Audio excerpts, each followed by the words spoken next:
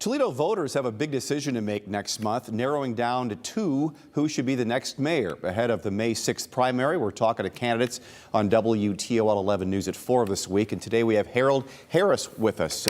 Harold, everybody is in town, I think, if they're downtown, has seen you with your signs. You've been very obvious about your candidacy. Where did this all come from? What made you suddenly decide to run?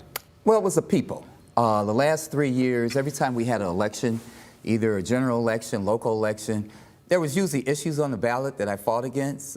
Some of them you remember, issue 21, issue 9, the charter.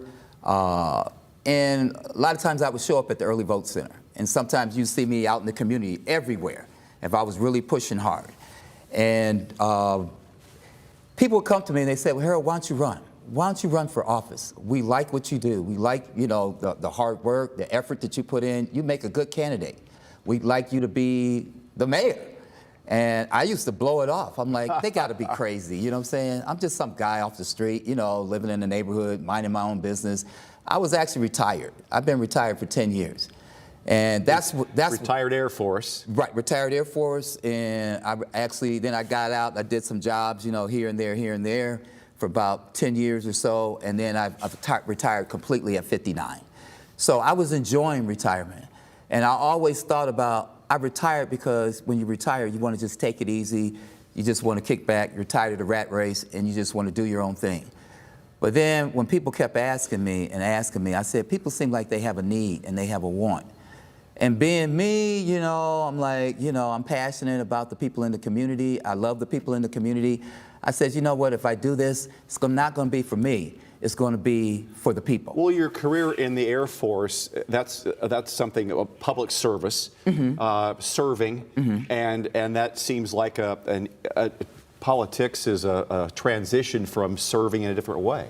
Yes, I mean, I've served my nation, I've served my country, I put my life on the line. And actually, when I served back then, I was about 17, I got a draft card during the Vietnam War era. I didn't even wait for them to call up my draft number. I went down and saw the recruiter and said, sign me up. I was watching Walter Cronkite on TV. He used to report the Vietnam War for about 5 or 6 years, probably from the time I was about 14, 15, 16. And I was mesmerized by his reporting.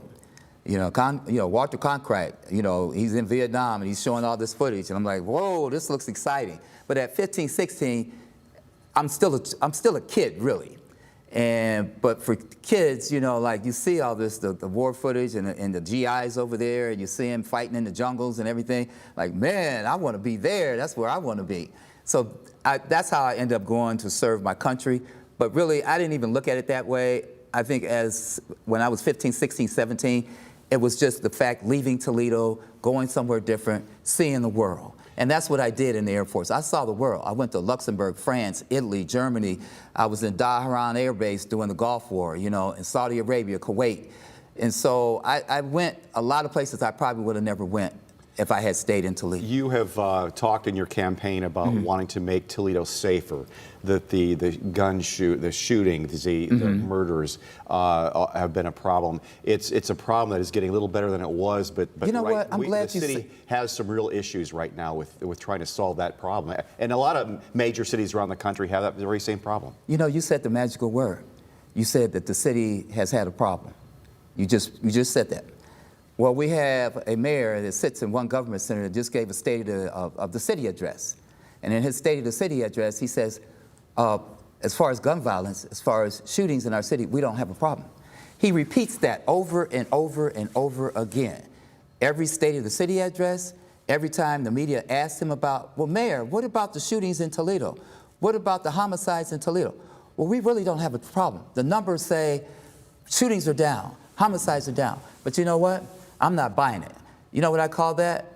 And this is a famous phrase that was said the last couple of years, especially in politics. One candidate used to say it all the time, and I'm not going to say his name. Fake news, fake news, fake news. When he says crime is down, fake news. My thing is, and as one of my signs said, crime is up, stop the big lie. It's one big lie, because the people that live in these neighborhoods, the north end, the south end, the east side, they hear gunfire 24 hours a day. Not just at night, not just, you know, Monday through Friday, 7 days a week. Some of those neighborhoods is like war zones. You can walk through those neighborhoods and see shell casings all over the street. The primary's coming up. We've got about a minute left, Harold. Okay. The way things have been, what's your hope in the primary coming up? Just make the top two and then focus on the November election? Well, yeah. At this point, I'm going to tell you, my gut tells me, and I usually go by my gut, I'm going to win that primary. And my opponent is probably going to, you know, I don't know for sure who it is going to be, but my whole mission, my whole objective has been since January when I pulled that petition is to win that primary. And I plan to do it.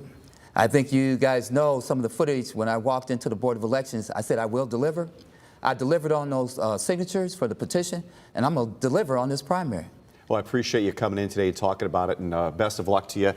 May 6th is the primary coming up. Harold Harris, thanks so much. All right, thank you. Thanks for your service. All right.